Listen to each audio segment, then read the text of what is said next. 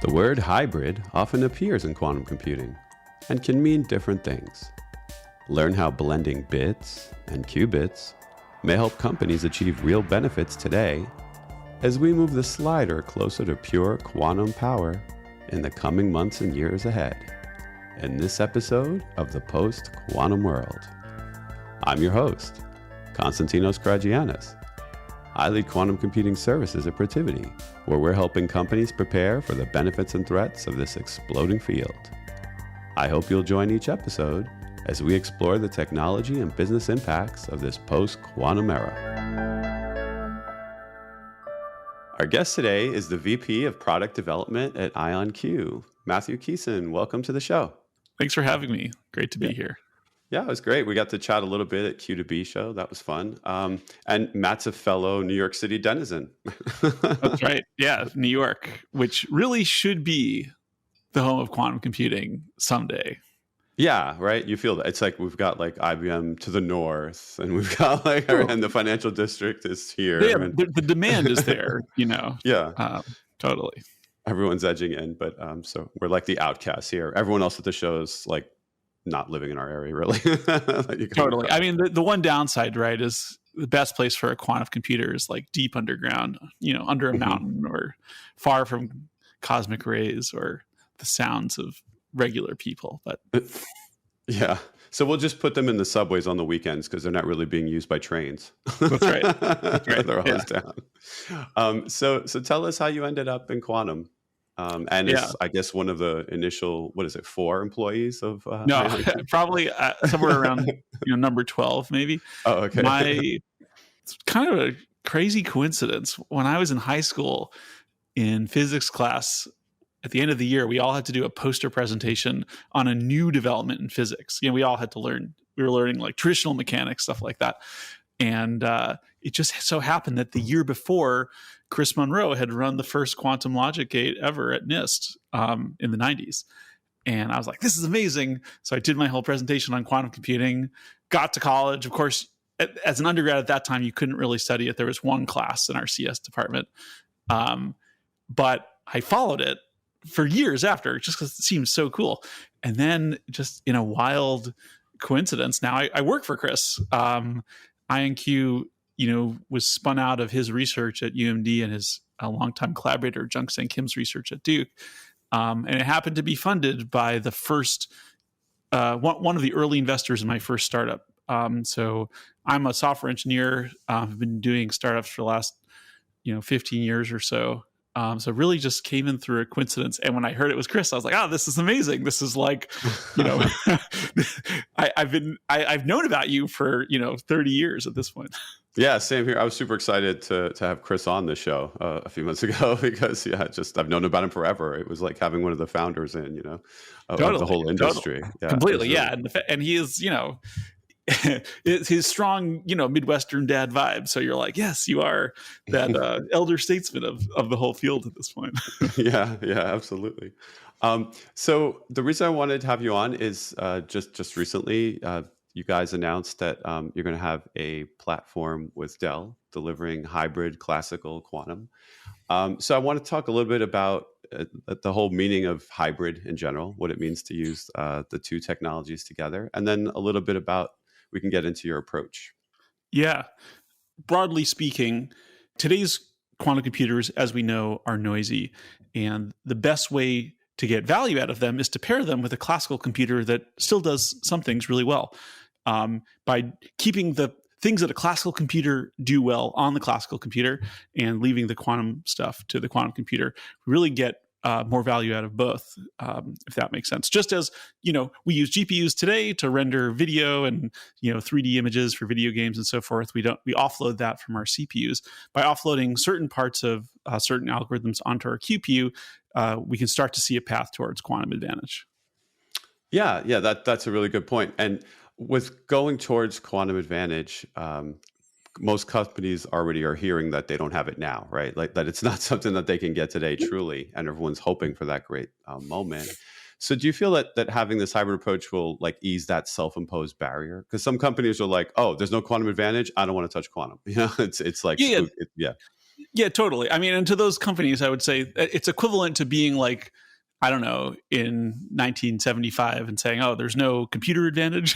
Whatever. Yeah. I'm just going to keep doing my accounting on pieces of paper, and then suddenly VisiCalc comes along, and the companies that are ready to adopt, personal computation in the late 70s suddenly have like a real advantage, right? To answer your question explicitly, yes, the innovation of hybrid classical quantum computing was specifically designed to answer the question, how can we get value out of quantum computers today before we get to scaled fault-tolerant quantum computing? And one way to do that is to combine what your quantum computer can do with your classical computer. So I think it both eases the transition in a very literal sense of getting more value out of quantum computers sooner before we hit fault tolerance, because I'm at least part of the collection of people who believe that we don't have to have fully fault tolerant quantum computing to get business value. And secondly, it means you can take your classical compute, which you already need for all sorts of other stuff, and pair it with today's quantum computers and start to pave the way for those scaled up applications of the near future. Yeah, what I found interesting with this approach is you kind of map it out. You kind of show, like in block diagram, all the different areas like runtime execution, the ability to hand off to simulators when it actually goes to, let's say, ARIA for a true QPU. So I guess like a big initial question is there is transparency here.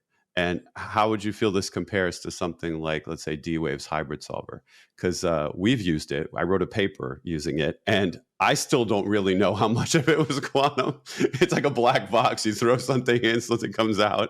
I'm not even clear on what percentage of it was actually quantum. Right. Yeah. I mean, that's like, are we allowed to make this joke? I feel like, if I may tell quantum gossip, like, I feel like, the age-old question is like, yeah, how much of that is really quantum? Yeah, I'd love to know. And I think I'm certainly not qualified to answer that question. I think for us, like, we want to be totally transparent that, yes, the quantum computers of today are simulatable using commercially available GPUs at best.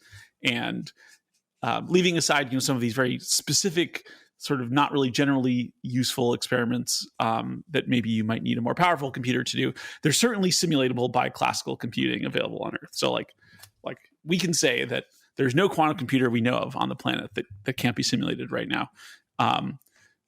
But to develop algorithms, we need to validate them on real computers. Ultimately, like, if you believe, as I do, that there will be quantum advantage before we have fault tolerance, that means we need to build algorithms and error mitigation techniques that are resilient to real noise on real machines.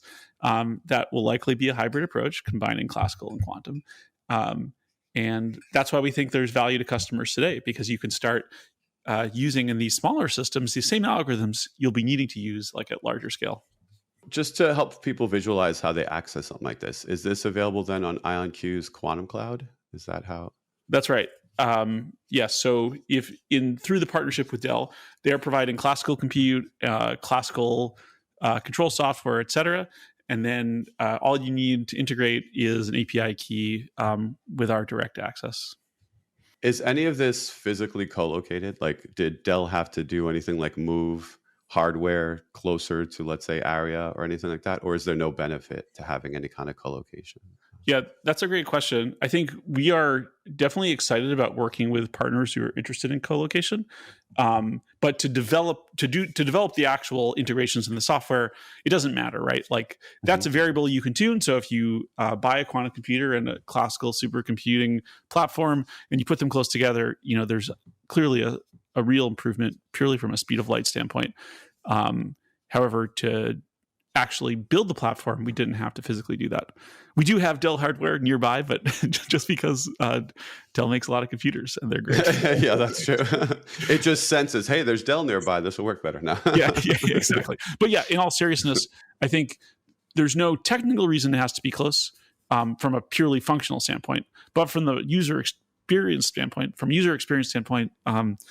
we certainly get much faster iteration time the closer those are together. There are virtual machines running, right? So there's simulators running basically also as like an option as part of this whole like workflow. Yeah, and this is kind of, it speaks to your experience with D-Wave, right? Like our Mm-hmm. idea is we make simulation available from a software standpoint for free because we want you to be able to pre-flight your programs, right? Be able to test them out, validate they're going to work from a purely logical standpoint before you actually run them on real hardware. Okay, and some of that'll run on, I guess, like Dell servers, and then some will run on like machines you made, or So yeah, our simulator basically at small scales, it runs. It doesn't really matter whether it's on a CPU or GPU. At larger scales, you'll want to use GPUs that aren't made by Dell but are packaged into the Dell hardware. okay, yeah, So yeah, inside your Dell server, you can simulate. I think if you have, let's say K80, conventional, reasonably affordable NVIDIA GPU, I think you can easily simulate up to 29 qubits.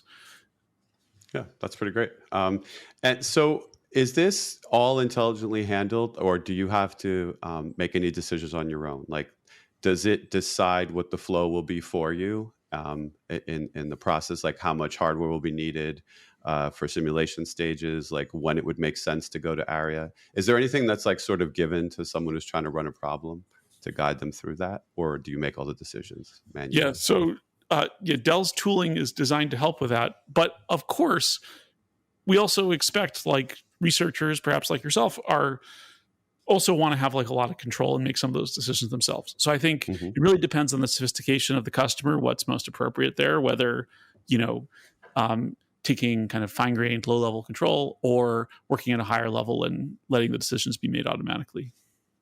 Okay. And has there been, I guess, like initial benchmarking done or anything like that to show the benefits of this approach with like the runtime? That's a great question. We haven't done any formal benchmarks yet, but it's definitely something we're excited about for the coming year.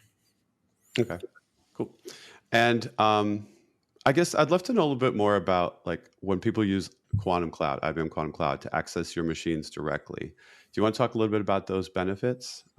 Because you could obviously get access to IonQ on all three of the big cloud platforms. Totally. And philosophically, like, and all of our partnerships really speak to this. Like, we're really excited about democratizing access to quantum computers and meeting developers and researchers wherever they are, because, it's like, as as your podcast discusses, right? We're in the very beginning of the whole field, right? We have all sorts of exciting results and reasons to be excited, but it might as well be, 1945 in regular computing. Yeah. And there's, so many things we take for granted today would have seemed like magic to the early makers of computers. So from our perspective, just, the more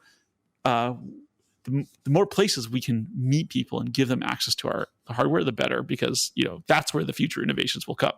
So to your specific question on why work with us directly, I think one reason is something you've asked about at the very beginning, which is transparency. You're very close to exactly what's happening. So in terms of benefits on the IonQ Quantum Cloud, one of the things that I think I'm most proud of is we believe we have perhaps the best or among the best in the world optimizing compilers for trapped ion hardware. Although you can work with many other compilers through our native gate interface, bypass our compiler stack, and play with your own compilation or play with compilation provided by Qiskit, Cirq, or others. Kind of the native compilation we do in our testing has really outperformed all other comers. So I think that optimization is huge, because that certainly means getting the most benefits from today's noisy intermediate scale quantum computers. I think another one is just being able to work directly with us on support issues without any sort of layer in between. So if you need help optimizing your program or making it better, we're there to answer questions and improve the likelihood of success of your research. Okay, and I guess you also get access soon to a machine that's not available anywhere else, right? We'll be able to hit Forte this way. That's right. Yes. I think long term, of course, we always want to make our computers as widely available as possible. But we are early access simply because it behooves us, and it's really to everyone's benefit for us to do private betas before we make them publicly available. Yeah, even though we were kidding around before, in many ways this is similar to the D-Wave approach. Like you can get them on another cloud, but if you wanted the hybrid solver, you have to go directly through D-Wave for that. And then I guess it would make sense that for the hybrid here, you would go directly, and for the latest machine, you would go directly. Um, so tell me a little bit more about the optimization that happens. So is it different when we talk about optimization that occurs, let's say in the hybrid approach? Is this just a completely different hybrid, different than hybrid optimization that's going on here in the cloud, like to get that circuits to run better, et cetera? Or is it kind of the same thing mapped over? Yeah, I think from a compilation perspective, the circuits are the circuits, and whether they're running in a hybrid context or not, like they get the kind of same, best in class optimization. Where the hybrid mode really has benefits is actually in scheduling and throughput. So if we know that what we're running is a hybrid workload, we can kind of optimize the flow through the system to be just simply faster, right? So it gives researchers, it's kind of mutually beneficial actually, because it's a better utilized system for us. So that means we can do more workloads overall, and researchers get their answers more quickly. In the context of, for example, the public clouds today, that's, to protect customer data, that's opaque to us. So we can't do certain optimizations that we're able to do when we know, oh, here you come with your, let's say, 1,000 iterations of some hybrid algorithm you want to run. How would you compare this to, let's say, the optimization that goes on with IBM? Like, for example, IBM does do a little bit of that last pass on your code before it goes to the machine to make sure you're not doing silly things like wasting gates and wasting qubits and repeating processes, right? It optimizes it lightly. But then there's that whole idea of going down to the pulse level on a transmon machine to code those. Is this like a replacement for that? Like having any kind of specialty knowledge, like any expertise and really going down and controlling, I don't know, the optical tweezing going on, or is, like is there any benefit to going deeper than this optimizer, or is it kind of doing all that good stuff for you? Yeah, I would say we continuously improve like how we do our gates. So like our pulse solutions, as we would call them, like basically the shape of those pulses that perform our quantum logic gates, those are undergoing continuous improvement, and that's an orthogonal process to optimizing, what logical gates, what sequence of logical gates is going to realize the program. I would say, I think we've invested in more optimizations than IBM. I think IBM's approach, as I understand it, has historically been, we'll give you access and, you do the optimization you want to do, which is great. And we support that for customers who want to kind of plug in at that level. They're welcome to use our native gate interface, bypass our compiler, and run all their own compilation. But for most customers who are not researching compilers, but just want the best possible performance, we're able to do we have a variety of techniques that we deploy simultaneously to improve both compilation as well as perform error mitigation at the end of your circuit. So it's possible that you could run the same code 6 months apart on the same machine and get better results. That's right. Yeah. And in fact, that's our goal. And we've kind of shown that this year. It's not yet available to the public, but the way, as you may know, the way we benchmark our computers is with a basket of algorithms that produces what we call AQ, or algorithmic qubits. Algorithm qubits, yeah. Yes. And the idea is sort of saying, okay, if you have there's obviously benchmarking quantum computers is a whole subject in itself, and there's a lot of different approaches. We believe at the end of the day, what matters is, can I actually use the qubits to run a useful algorithm? So leave aside all these vanity metrics about very specialized algorithms or whatever. Take a basket of real world algorithms, blend them together, and say what are the most qubits that we can actually get answers out of that are useful. And that means that our circuits actually have to be quite deep to run all the algorithms in this basket of algorithms called AQ, which you can go on our website or Google and read about the technical details. But over the course of this past year, our top performing system has moved from 21 algorithmic qubits to 25, and that's every single increase in AQ, that's like a doubling of performance, and all of that has come from making these kinds of tweaks, improving gate solutions, tweaking the control routines at the hardware, how we calibrate, and so forth, improving compilation. All that stuff improves our ability to run real world algorithms. Yeah, that's definite proof. It's the same little ions; they're just being used more efficiently. That's exactly right. Great. Yeah, and that's generally, generation to generation. Obviously, you'll see the biggest improvements. But we, in the process of bringing a particular system to the public, we want to be continuously improving for as long as possible. Okay, that's really great. And is this the kind of thing where if someone were to buy one of these machines to have at their own location, would they be able to constantly take advantage of the same approach? Would it be like some kind of software update, a hardware update? Yes, is the simple answer. I think, like with any production system, obviously, we don't want to just be updating software or hardware on your premises without your permission. But certainly, there will be just like with any product, right? There's a stream of updates that you'll take until the system becomes end of life, and that could easily include software as well as hardware.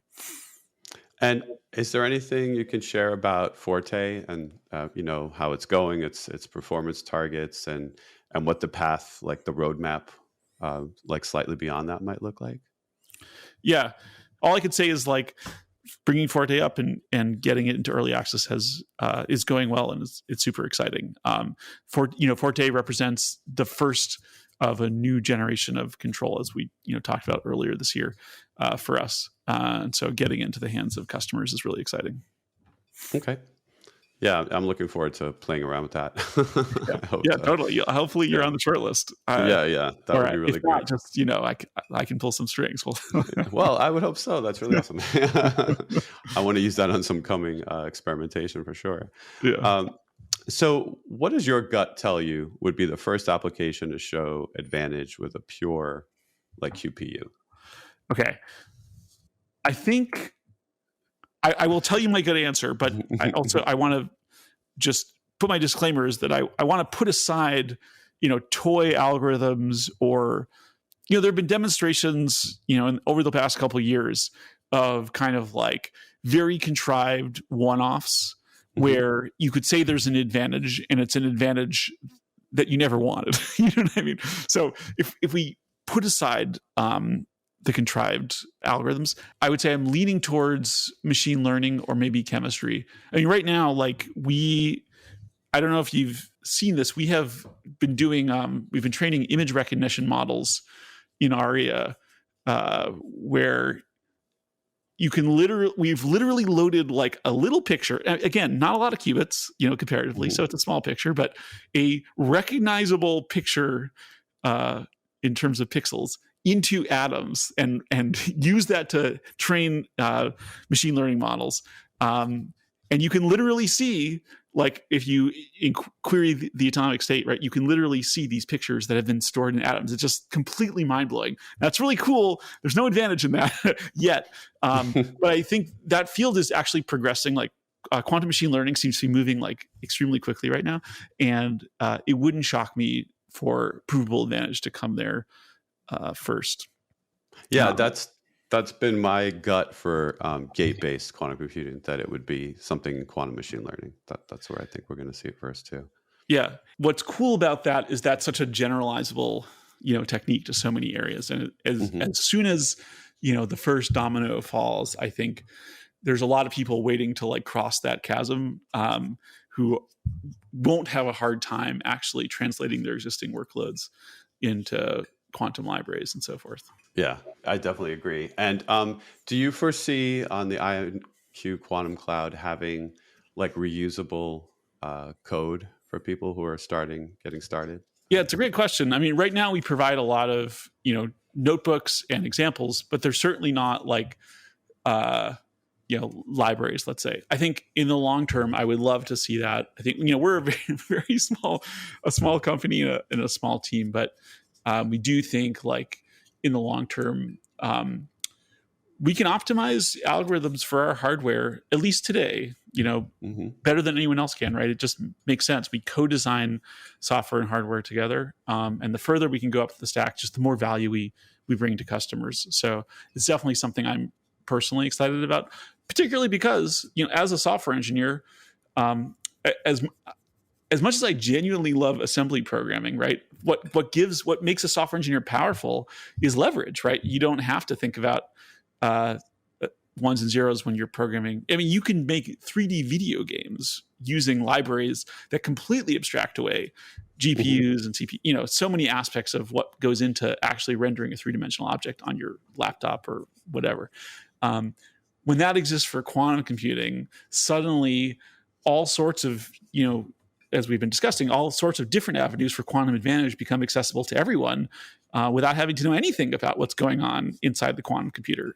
And that's really when quantum computing, to me, has achieved its promise. Not when today's researchers can do things that have never been done, as cool as that is, but when ordinary people can reap the benefits without having to know anything about what's going on inside the box. Yeah, that's a really great point. A really great place to end that idea that you're writing the code for your machines. So it would be great to have those libraries widely available to push this forward. Completely, yeah. I think all of us, right? That's what we're excited about, is quantum computing, changing the world. We believe, and I certainly believe that IonQ has the world's best quantum computer that we know of, anyway. But the bigger picture is even more important, which is what this technology can do for the whole, human race. Yeah. And with that, I'll thank you again for joining. This has been really great. Really enjoyed it. My pleasure. Okay. Thanks. Have a great one. Now it's time for Coherence, the Quantum Executive Summary, where I take a moment to highlight some of the business impacts we discussed today, in case things got too nerdy at times. Let's recap.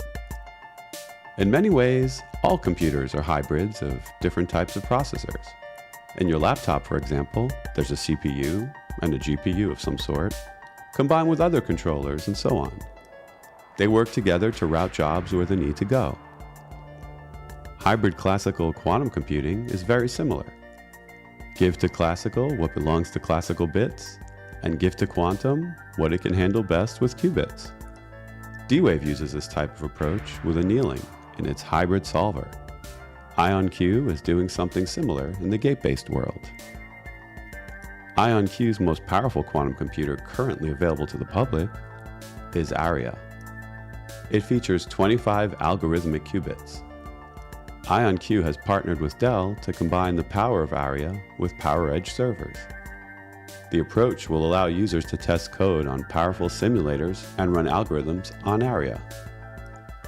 The environment emphasizes transparency of how the code is running and is accessed through IonQ Quantum Cloud, which brings advantages like circuit optimization.